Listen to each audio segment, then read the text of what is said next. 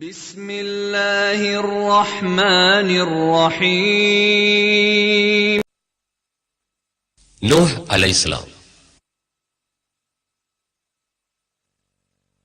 پیغمبر حضرت نوح علیہ السلام جس علاقے میں تھے وہ جگہ آج ملک عراق میں شامل ہے۔ سمیریا کے بت پرست قوم کو انہوں نے دین حق کی طرف دعوت کی۔ قرآن سے معلوم ہوتا ہے کہ 950 سال تک انہوں نے تبلیغ و اشاعت کا کام جاری کیا۔ عرصے دراز تک دعوت کرنے کے باوجود بہت کم لوگ ایمان لائے۔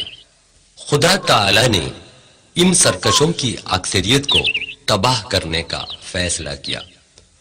خدا تعالی نے حضرت نوح علیہ السلام کو حکم دیا کہ لکڑی کے تختوں سے ایک جہاز تیار کیا جائے اور ہر جانداروں کے جوڑوں کو بھی اس جہاز میں جگہ دے تاکہ ان کی نسل دنیا میں قائم رہے۔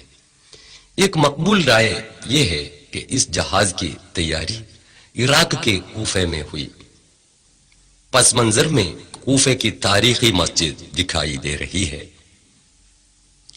آسمان سے موسلادھار بارش شروع ہوئی، ہر کہیں سے چشمے نکلے، ہزاروں قدم کی اونچائی پر سیلاب ابھر کر آیا، سارے منکرین حق ہلاک ہو گئے۔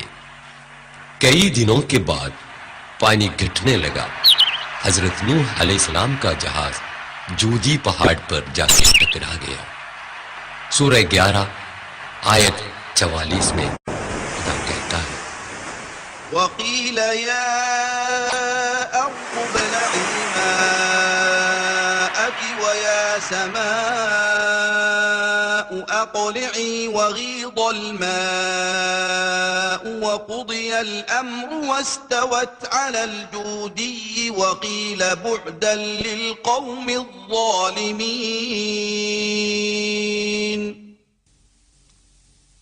کردستان کے شمالی حصے سے ترکی کے جودی پہاڑ کا منظر۔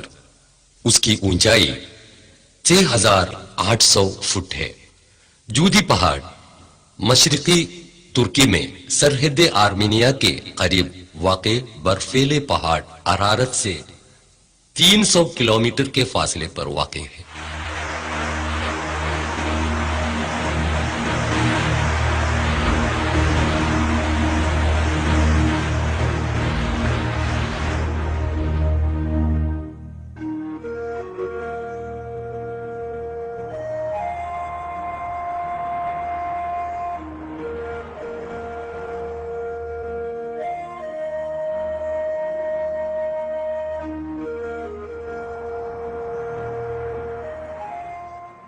Thanks for watching. A like would be appreciated and please subscribe channel.